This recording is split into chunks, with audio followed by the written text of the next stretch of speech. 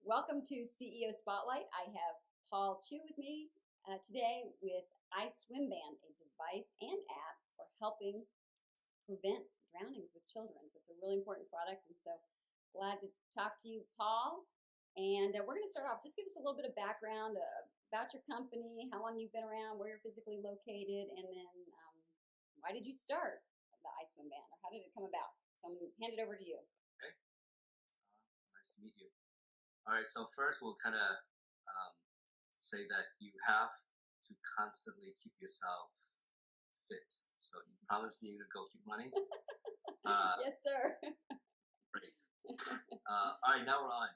All right.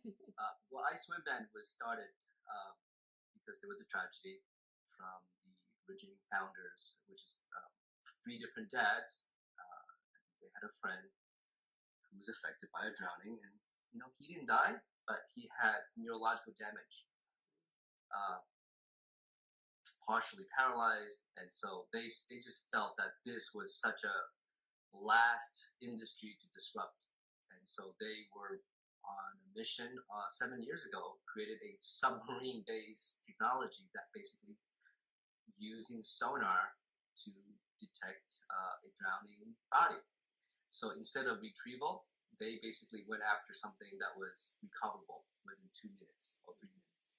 Very expensive system. It didn't really work in terms of adoption. But 2 years ago, this thing called Bluetooth Low Energy became really as a industry standard for kind of a electronic leash. And so we felt that this was actually a very interesting patent to pursue, and we tested it. It's in patent pending status, and it basically works as the Bluetooth signal. Once it degrades below a certain signal, the phone basically starts a countdown. So once we know the water there's an immediate drop in the signal, we know that's, hey, start counting down. So the non-swimmers mode will go immediately into alert.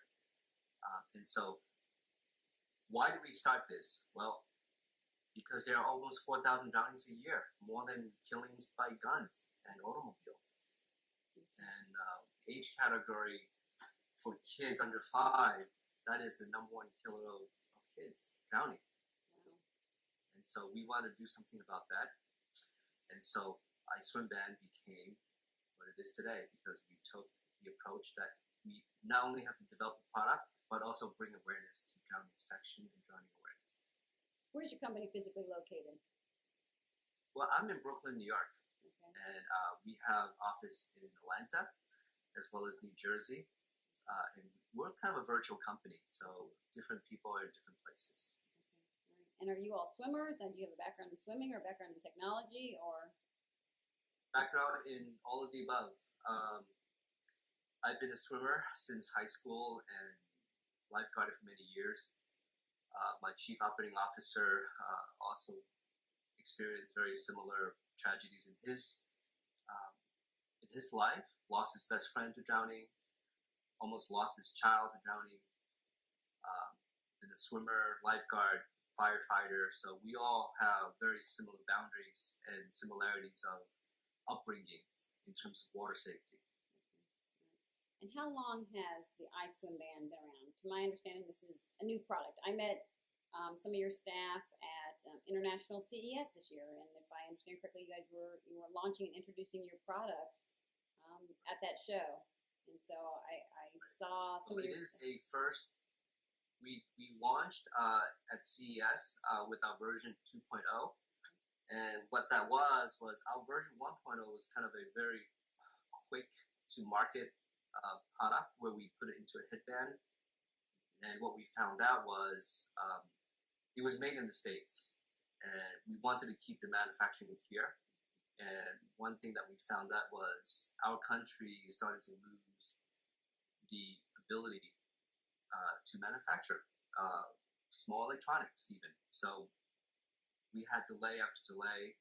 Finally, the version 1.0 was released a little bit late. It was at the end of the summer, which we really didn't have much of momentum by then to get into retail stores. So we said, let's revamp our 2.0 that will be a little better looking without the strap on the forehead. Made it into a clip form and made it to have different colors. And also with a new app both for Android and iOS. It's also, is it Fire Phone as well? I thought I saw Fire Phone. It's for we can do the. I saw it on another product. I know iOS. I know it's iOS and Android. No, we I have thought a third three one. different platforms. What's your third platform? Android, iOS. I think we just made it out with. I'll take a look and I'll get back to you with that one. Okay. All right. So this is hitting the shelves this summer, right? This is. Yep. Tell me where it's distributed through. We are now in Best Buy, Canada. We're in Toys R Us. We're in Walmart.com, SamsClub.com, and Targets.com. Okay. We'll be also in Amazon and probably 2 other retailers that are just online. Okay. And so Swim Outlet is the other one. Okay. So I think our push this year is to get in front of as many big brands as we can, Sure. and then kind of work and proof of concept along with traction to then move into from the traditional online to more of a traditional offline brick and mortar environment. Okay. All right. So it's primarily available online through quite a few retailers. It's basically a new product that's hitting the market this year. Okay. I will tell you, I tested it. I took it out, took it out to a friend's pool and threw their son in to give it a test. And I actually thought it worked great. Even my friend was like, "Oh my gosh, I got to get one of these." So it did How work. old was it child? Well, he's a little bit older. He was about 9 or 10, and I think your target market's probably a little bit younger than that. Well, we have 2 different target markets. One is a non-swimmers mode, which is pretty much young kids who just don't Toddlers. want to be in the water. Right. And then you also have older kids, all the way up to adults, or even older adults. And that basically is you wear that as a clip-on near your goggles, and if you're submerged for too long, it acts as the same alarm mechanism. Okay. So instead of like alarming at 5 seconds when you fall in, you would alarm at preset, 20 seconds to a minute. Right. Okay. Yeah, I saw some of that where you could set. Now on the non-swimmer mode, so I call that sort of the toddler mode, the non-swimmer mode. What is the time frame that it takes for that to? I estimate about 5 to 6 seconds. Is that about right? Okay. We've seen between 5 to 7 seconds, depending on how many apps you have in the background. Okay. So that eventually it does affect the speed based on the number of apps that you have open. Okay. But pretty close, 5 seconds, 6 seconds. Okay. Okay. That's what I had. That's what I tested. And then if you're on swimmer's mode and you're wearing it on your head or attached to your goggles or whatever, however you're wearing that, then you can set the time frame that a parent desires, right? That's what I saw. Okay. Yep. All right. From 10 seconds up to a minute. Okay. All right. So you mentioned a couple of stats pertaining to child safety. Now, we literally in our area, this is, one of these tragedies you don't want to hear about. We just had this happen in our area over Memorial Weekend, which just passed. So, it's fresh on everybody's mind here. So can you share? Boys that try to swim across the lake. Yeah. That was, and they were teens too, so they were. This is a different one than what you're thinking of. I didn't hear that one about the teens, but in our area we had a 4-year-old girl at a swimming dock. Yeah. So. The statistics are. It's sad because we don't always pay attention to it until it's a little late, and so summertime or early spring is when you start hearing more awareness about water safety and learning how to swim and all that. Almost 4,000 people drowned last year. Wow. That's almost 11 a day. Wow. And so from a statistic, CDC says that is the number 1 killer of kids below 5. And so if you look at every age category, it affects everyone, not just young kids. So we feel that from a younger child, we need to get this product in the hands of parents and caregivers And then as we get better at focusing on the product offer and the user interface, we can actually get up the market and sell it to and market to older people, as well as getting into other segments that we can talk about later. Sure, sure. So, has this been, what about at the beach? Is this, I tested it at the pool, I can see where this would work well at the lake. What about at the beach, where you're sort of splashing in and out? Has there been any testing or experiments there? Or? Yes. The beach and lakes are very similar, is that you don't really have walls to bounce off all the frequencies. And so if this is a Bluetooth device, when you are in a pool environment where you have walls nearby, you have fences, you have a house, or if you're in a swimming pool, you have actually a roof over your head, it tends to be better in terms of recognizing the strength of the signal. But it doesn't degrade because within 1 second we ping the device Marco Polo 5 times. So there's a lot of redundancy in the way that it's being processed. On the beach, the only thing that's gonna make it not work, which is actually, it's becoming actually a product that we think evolving into, is that you get too far from your child or your child gets too far from you. It's almost like electronic leash, right? You're 100 feet away, or the child decides to wander off to back of the garage or back of the parking lot instead of, in the water. It's also going to alert you. So we have a land-based mode as well as a, looks like somebody just tried calling me. Sorry about that. That's all right. So on the beach, it does work well. 100 feet is the signal strength. And that's Bluetooth. That's a restriction of Bluetooth. That's designed Bluetooth. Bluetooth actually has less for things like speakerphones and earphones, because you have a lot more information going in and out on those channels. So they actually created, you have to actually go closer within 30 feet in order for your Bluetooth speakers to work in stereo. We stretched out the signal, so we cover distance rather than the information within that. So 100 feet is actually the norm that we've tested. We've seen as far as 150 feet. Okay. All right, very good. So tell me a little bit about sort of your vision. So you've got this first product. Your goal with that is to decrease, I think, the number of childhood drownings. I mean, that's really your mission and your purpose, right? So in 10 years, we want to decrease drowning by 50%. We want this product to be ubiquitous, so it's not just to be sold here in the States, but to be everywhere in the world. We want it to be produced in a way that is inexpensive, so it becomes adaptable and affordable for all. And also, as we get better and better at it, we have additional use cases that we've seen that other people came and said, why don't you do this for the cruise line? Why don't you do this for my sailing club? Why don't you do this for my YMCA, group events?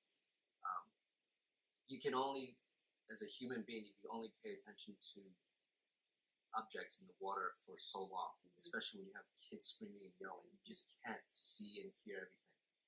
And so this is really that layer. And so as a technology, we want to have anything and everything aquatic safety driven to be within our forefront of development. So our 3.0 will be something that's we're working with Misfit Wearable right now to develop 3.0, that they basically will be the engine to run all of our data and statistics and tracking. And we'll focus on hardware and alerts. And we think that the next generation will have all Internet of Things. You can have connection where you move from one place to another and it automatically knows who you are, where you are, as well as change the market segment, so it's not just for kids. We find that a lot of adults, especially older adults, who are swimming alone in their homes in Florida, really they don't have any safety at all, right? The only way that they'll find out is it's a little too late. So, and there's not even anything out there that will give you that type of alert. You may have a cover or a gate, but they're adults. They can go through those, right? But no one is there to alert if there is an emergency.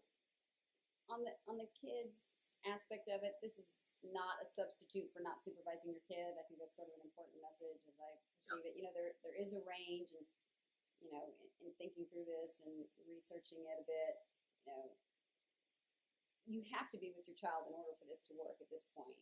You know, it's not, you don't go walk away or go walk down the beach and leave your child swimming and you think you're going to get an alert if they go under. It's if you're distracted, you've turned around, you ran into the house to go get a drink or go get a beach towel, or you know, it's not a substitute for supervision, I guess is the point that I see this as. It's like it's an extra layer in case you're distracted, you've turned. You know, I've heard of the instances, you know, where there's parties going on and somebody's in the pool and they don't even realize their kid's underwater because there's so much going on at, you know, activity. Right. And that's another statistic that again shows that we're not trying to reinvent a safety category. We're actually reinforced by what we've discovered over the years, watching how the bicycle helmet had evolved. You know, 35 years ago, you didn't have to wear a bicycle helmet, right? Your kid could be a perfectly good biker or bicyclist, right? But now you put a helmet on them. So why wouldn't this be any different? So yes, you don't want to create a false sense of security because you're wearing it. But it's also that 20 seconds for anyone to drown. It's silent. It is typically a very silent event. And so if you're barbecuing and you have people over, you're not going to hear anything other than people laughing and joking. So it is it's an extra layer of protection. And 88% of all drownings occurred with supervisions, with adult supervision present.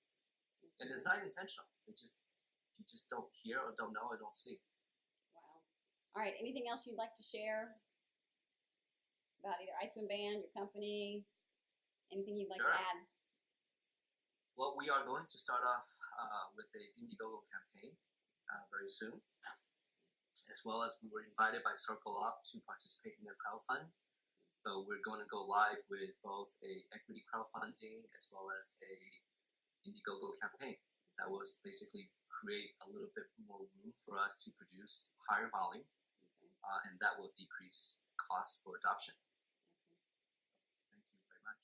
All right. Well, very good. Thank you so much, Paul Chu with iSwimband. This is a newer product and certainly a worthwhile one. So thank you for your time.